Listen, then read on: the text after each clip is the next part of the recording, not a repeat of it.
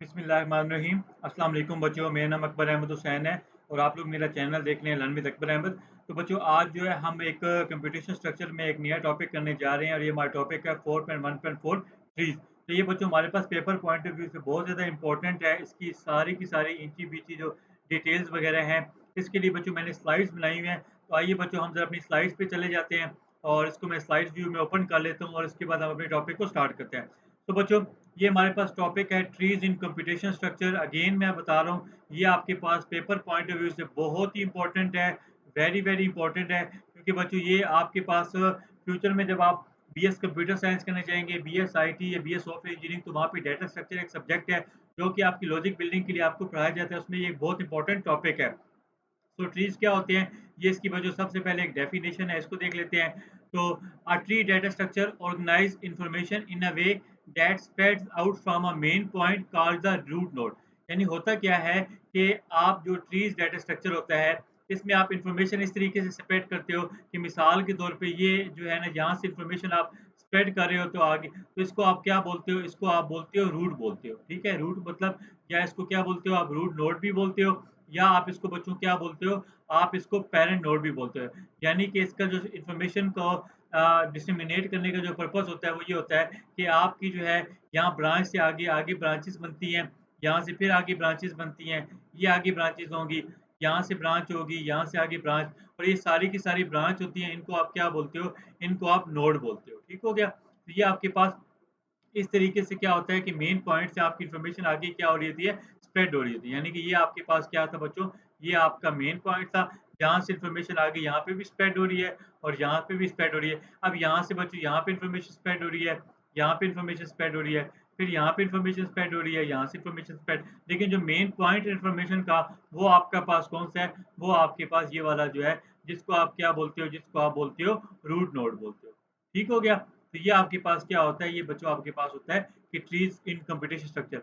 In a tree each piece of information called a node can connect to another piece which are also node forming a branch structure।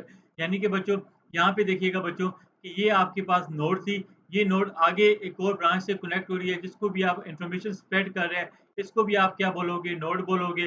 और ये आगे से connect कर रही है, ये भी आपके पास नोड होगी, ये आगे से भी कनेक्ट कर रही है, ये भी नोड होगी। सेम यहाँ से इससे कनेक्ट कर रही है तो ये भी नोड होगी, यहाँ से कनेक्ट कर रही है नोड होगी, यहाँ से कनेक्ट नोड।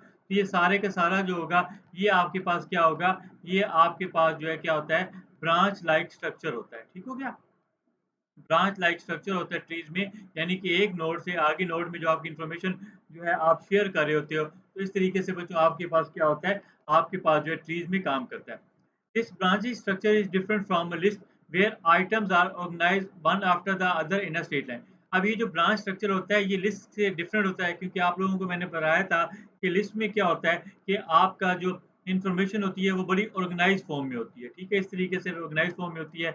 यानी कि यहाँ पे देखें आपकी इन्फॉर्मेशन होगी, यहाँ पे आपका सब्जेक्ट मिसाल के तौर पे आपने केमिस्ट्री रखा हुआ है, यहाँ पे आपका कंप्यूटर है, यहाँ पे आपका मैथ्स है, ठीक है, यहाँ पे आपका फिजिक्स है। तो ये सारी की सारी क्या है, ये सारी की सारी आपके पास ऑर्गेनाइज इन्फॉर्मेशन है। ठीक हो गया, यानी कि यहाँ पे जो लिस्ट है, इन्फॉर्मेशन लिस्ट में क्या होती है आपके पास, ऑर्गेनाइज फॉर्म में होती है, और वहाँ पे क्या होती है कि आपकी इन्फॉर्मेशन जो है ब्रांचिंग स्ट्रक्चर में जो है, वो आप लोग क्या करते हैं, इन्फॉर्मेशन को क्या करते हो, कलेक्ट करते हो। तो बच्चों अब हम आ जाते हैं इसकी एग्जांपल ऑफ अ ट्री। ये देखिएगा, यहीं से आप लोगों को और ज़्यादा ट्रीज़ की समझ आ जाएगी। In a family tree the oldest ancestor represent the root node. ये जो ओल्डर एंसेस्टर का मतलब क्या होता है कि जो हमारे ग्रैंडफादर होते हैं या ग्रैंड मदर वगैरह होते हैं, ये हमारे क्या होते हैं, ये हमारे रूट नोड होते हैं। ऐसी बात है क्योंकि उन्होंने ही हमारी फैमिली की बुनियाद रखी होती है, serving as the starting point of the hierarchy. ऐसी बात है, यानी कि ग्रैंडफादर और ग्रैंड मदर से क्या होता है, हमारा रूट नोड स्टार्ट होता है। इसके बाद आगे जो है उनके बच्चे होते हैं, वो बच्चे, हर बच्चा जो है हर नोड पे रिप्रेजेंट करेगा। Each individual in the tree में हैव डिसेंडेंट। ऐसी बात है, यानी कि उनके क्या होंगे, उनके आगे जो होंगे वो क्या हो जाएंगे, बच्चे हो जाएंगे। डिसेंडेंट का मतलब क्या होता है, आगे बच्चे, पोते बच्चे वगैरह होंगे। Forming subsequent level of the hierarchy, बच्चों के आगे बच्चे हो जाएंगे, और इस तरीके से क्या होगा, आपकी एक हायरार्की जो है वो क्या होगी, इसमें बनती जाएगी। सो इस तरीके से आपकी सब्सिक्वेंट लेवल ऑफ हायरार्की बनती जाएगी, जैसे कि फिगर आगे आपको शो करवा देते हैं।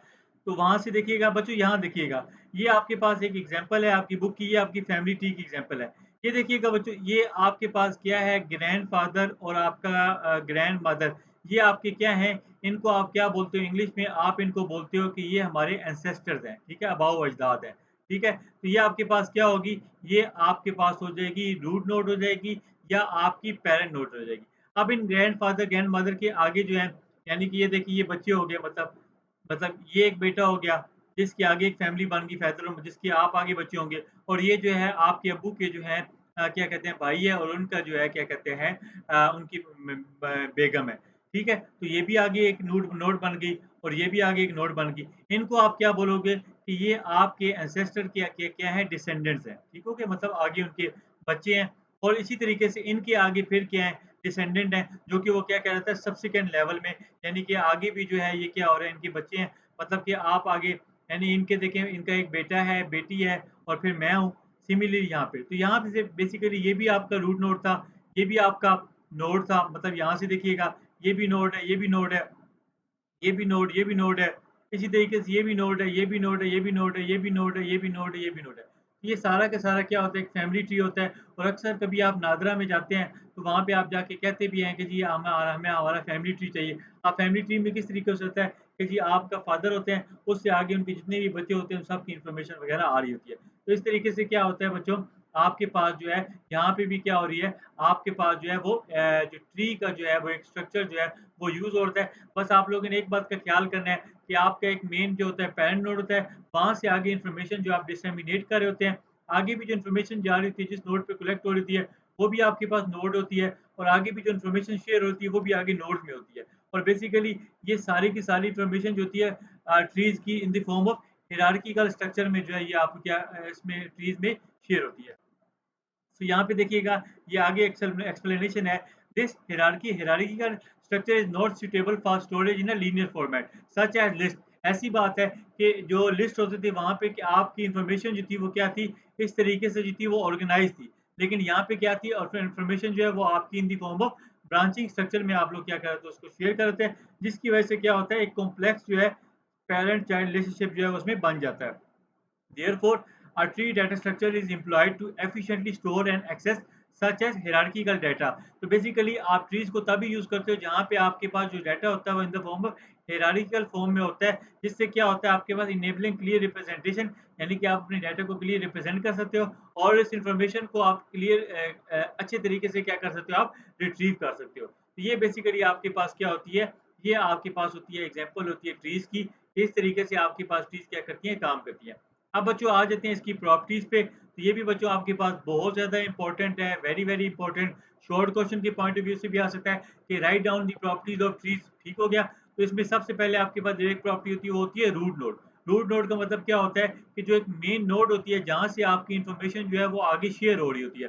तो रूट क्या होता है, the root is the first very first और the top node in the tree, like the main folder in a computer where all other folder and files are contain. ऐसी बात है बच्चों कि बच्चों यहाँ पे देखिएगा कि ये आपकी जो मेन नोड है, तो इसको आप क्या बोलोगे? इसको आप बोलोगे रूट नोड बोलोगे, ठीक है? और ये रूट नोड जो है आगे फिर क्या कर रही होती है, आगे फिर नोड्स के साथ क्या करती है, इन्फॉर्मेशन को क्या कर रही होती है, डिसेमिनेट कर रही होती है, आगे शेयर कर रही होती है और यही वाला काम आपके कंप्यूटर के अंदर भी होता है। यानी कि जब आप लोगों ने कंप्यूटर्स आप फ़ोल्डर्स में जाते हैं, मिसाल के तौर पे बच्चों यहाँ देखिएगा, ये मेरा मैंने पीसी पे क्लिक किया और यहाँ पर आके बच्चों देखिएगा, तो ये देखिएगा ये मेरा एक, अब यहाँ से मेरा कोई भी एक मेन फ़ोल्डर यूज़र है, तो ये मेरा क्या है, ये मेरी रूट नोड है। अब आगे इसकी क्या है, ये सब डायरेक्टरी है, यानी कि आगे जो फाइल्स हैं वो उससे क्या हो रही हैं, आगे शेयर हो रही हैं। तो ये बेसिकली आपके पास क्या होती है, रूट नोड होती है। अब आगे क्या, इसके बाद जो सेकंड प्रॉपर्टी है इसकी एजेस एंड नोड्स, ठीक है? तो बच्चों यहाँ से देखिएगा कि ये बेसिकली ये आपकी एक नोड ए है, ये बी है और ये सी है। ये ए और बी के दरमियान में जो लिंक होता है ना, इसको आप क्या बोलते हो, इसको आप बोलते हो एज बोलते हो। सिमिलरली ए और सी के दरमियान में जो लिंक है, इसको आप क्या बोलते हो, एज बोलते हो। दूसरे अल्फाज में इसको आप क्या बोलते हो, एक नोड से जो आगे नोड दूसरी नोड जो कनेक्ट हो रही होती है, वो कैसे होती है, वो आप एजेस की मदद से आप करते हैं। ठीक हो गया बच्चों? सो बच्चों, आप लोगों को मैंने बता दिया कि एजेस क्या होती है, नोड्स को कनेक्ट करती है। Nodes are the individual elements in the tree. ऐसी बात है बच्चों कि ये इंडिविजुअल एलिमेंट होते हैं and they are connected by lines called edge, जो मैंने आपको बता दिया। A node without any child node is called a leaf. तो बच्चों ये बहुत इंपॉर्टेंट पॉइंट है, इसको ज़रा समझ लेते हैं कि ऐसी नोड जिसका आगे कोई बच्चे चाइल्ड नोड्स नहीं होती, तो उसको आप क्या बोलते हो? उसको आप बोलते हो लीफ बोलते हो। अब लीफ कैसे होगा बच्चों? यहाँ देखिएगा बच्चों कि मैंने ये नोड बना दी। अब ये भी आगे नोड है और ये भी आगे नोड हो गया, ठीक है? तो अगर आप देखें इस नोड को मैं कर देता हूँ ए कर देता हूँ, इस नोड को आगे बी कर देता हूँ और इसको मैं सी कर अब बच्चों यहाँ से देखें ये एक ए क्या है? ए मेरी एक पैरेंट नोड है, ठीक है? पैरेंट नोड क्यों है कि ए से आगे एक नोड बी भी नोड है और सी भी है। इसका मतलब क्या है कि ए के जो है आगे 2 बच्चे हैं। कौन-कौन से बच्चे हैं? बी और सी है। इसी तरीके से मैं बी से आगे एक और नोड बनाता हूँ डी, तो मैं कह सकता हूँ कि बी का भी आगे कोई ना कोई नोड है, ठीक है? इसी तरीके से मैं इसकी एक और नोड बना लेता हूँ।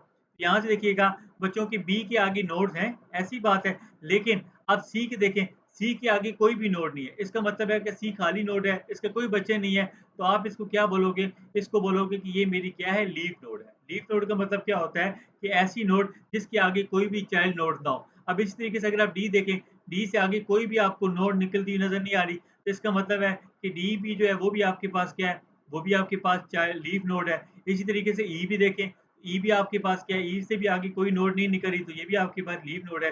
लेकिन बी देखें, बी लीफ नोड नहीं है, क्यों? कि बी के आगे 2 सिबलिंग हैं, डी और डी। तो ये आपके पास क्या होता है? ये इसका मतलब था कि a node without any child node is called a leaf, ठीक है? Similar to a file in a folder that does not contain any file. यानी कि आपके पास एक ऐसा फ़ोल्डर है, आपने फ़ोल्डर बना दिए, लेकिन आप उस फ़ोल्डर को आगे एक्सप्लोर करते हैं, तो उसके अंदर कोई फ़ोल्डर वगैरह कोई फाइल एग्ज़िस्ट नहीं करती। तो आप उसको क्या बोलोगे? आप उसको बोलोगे लीफ फ़ोल्डर बोलोगे। ठीक है बच्चों? तो ये आपके पास एमसीक्यूज़ पॉइंट ऑफ व्यू से बहुत इंपॉर्टेंट पॉइंट था। अब आ जाते हैं बच्चों प्रॉपर्टीज ऑफ अ ट्री। इसमें तीसरी प्रॉपर्टी है बच्चों हाइट। ये बच्चों आपके पास बहुत ज़्यादा इंपॉर्टेंट है। हाइट का मतलब क्या होता है? अब देखिएगा the height of a tree is the longest path from the root node down to the farthest leaf. यानी कि बच्चों आपने अपने रूट नोड से स्टार्ट करना है और आपने वहाँ तक जाना है जहाँ तक कि आपका लीफ नोड आपको ना मिल जाए, ठीक है?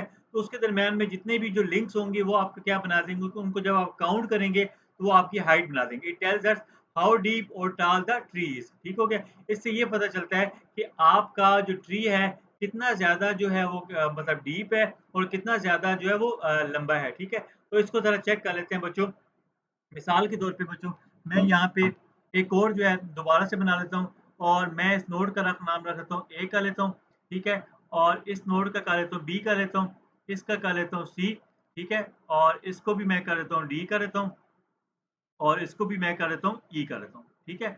अब बच्चों आप देखिएगा आपकी ये क्या है? आपकी ये पैरेंट नोड है, ठीक हो गया? आपकी ये पैरेंट नोड है। अब आपने क्या करना है? आपने सबसे नीचे जाके आपने देखना है कि कौन से मेरा लीफ नोड है, ठीक है? अब आपका ये भी लीफ नोड है, आपका ये भी लीफ नोड है, तो आपके दोनों को देखें तो दोनों सेम लेवल पर हैं। अब यहाँ से आपने जो स्टेप्स हैं काउंट करने हैं, ये आपके पास क्या बन जाएँगे? ये यहाँ से लेके जो यहाँ तक होगा, ये आपके पास क्या होगी? ये आपके पास हो जाएगी हाइट ऑफ सब ट्रीज, ठीक है? अब ये हाइट कैसे काउंट होगी?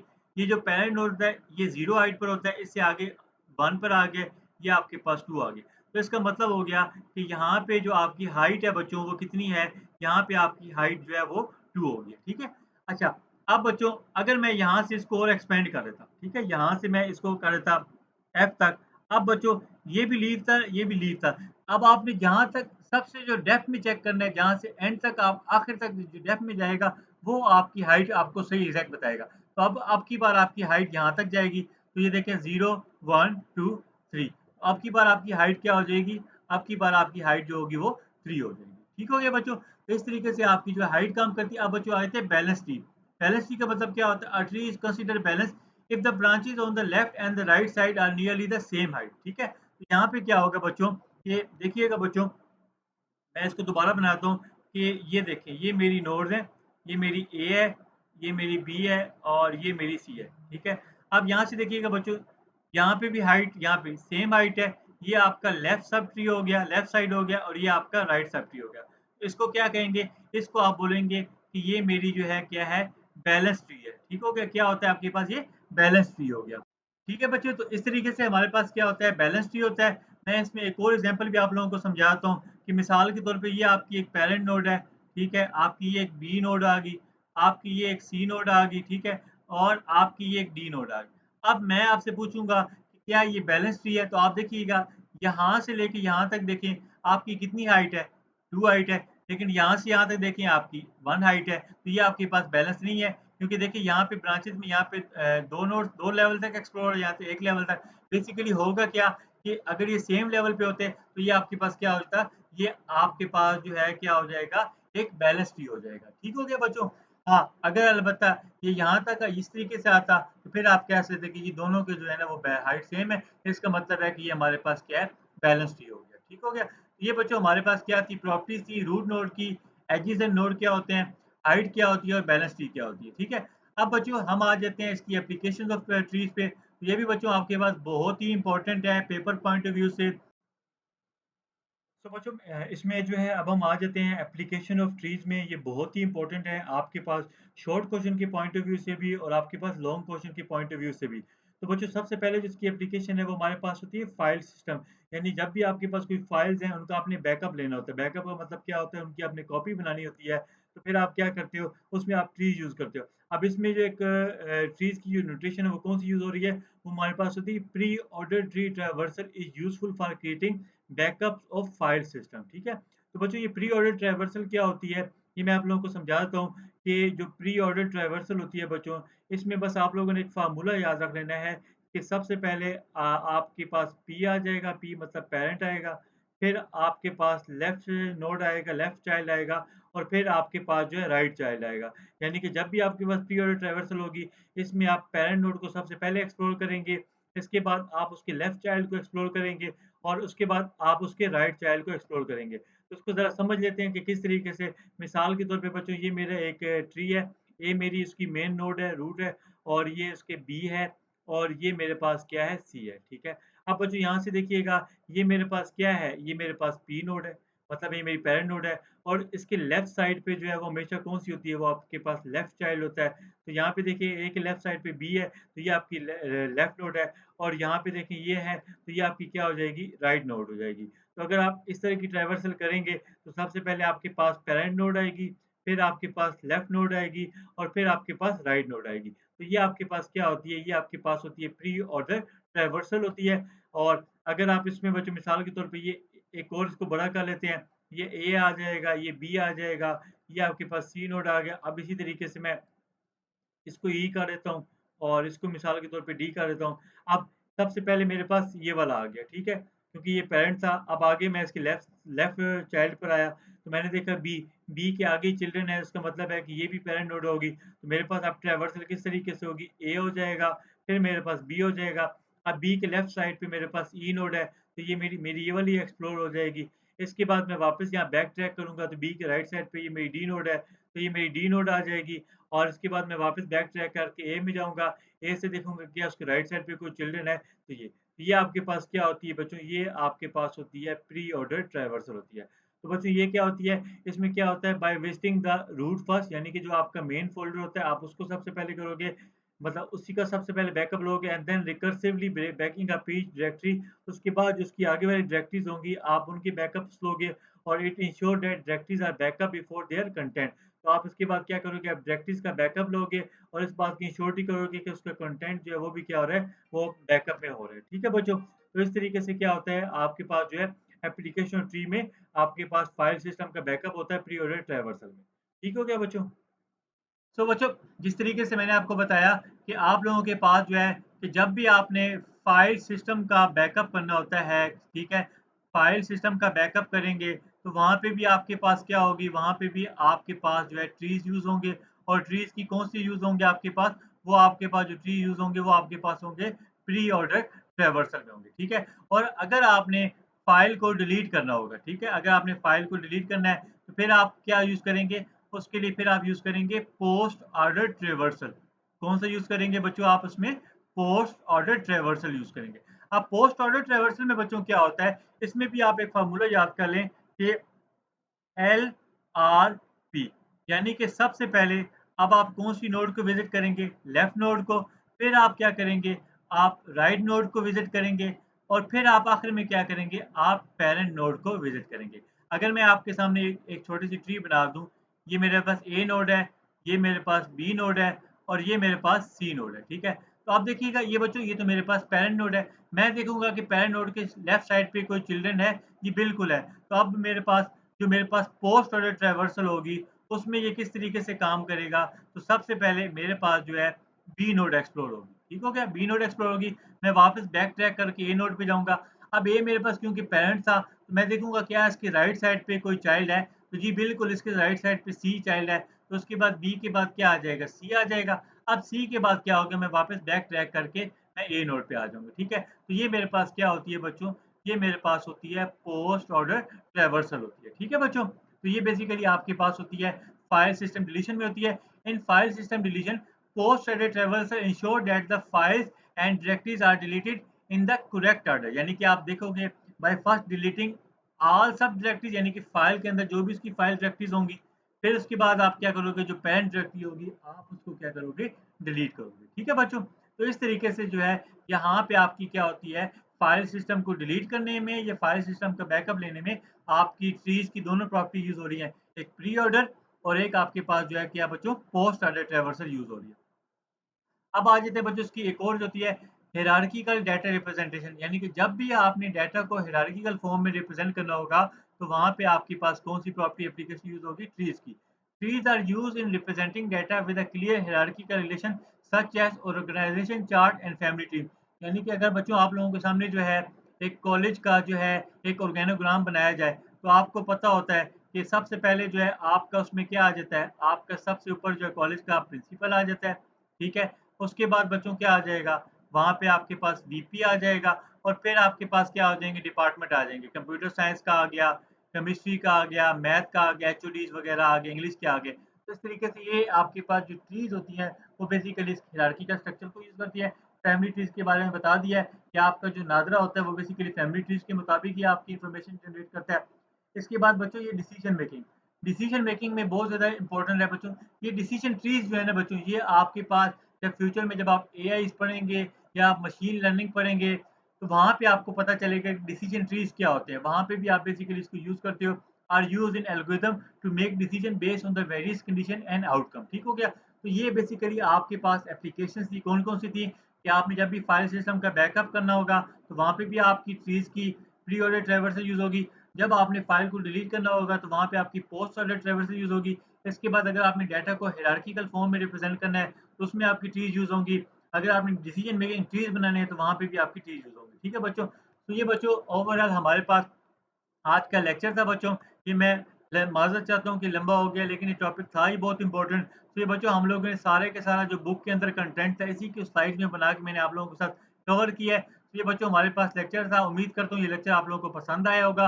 अगर आप लोगों को ये लेक्चर पसंद आ रहा है, तो काइंडली इस वीडियोज़ को लाइक भी करें, मेरे चैनल को सब्सक्राइब भी करें और आगे भी अपने दोस्तों के साथ शेयर करें। इंशाअल्लाह ताला आप लोगों के साथ मिलते हैं नेक्स्ट लेक्चर में, जो कि हमारे पास होगा इंट्रोडक्शन टू ग्राफ, और उसके बाद बच्चों ये हमारा चैप्टर जो है क्या हो जाएगा, कंप्लीट हो जाएगा। थैंक यू सो मच बच्चों।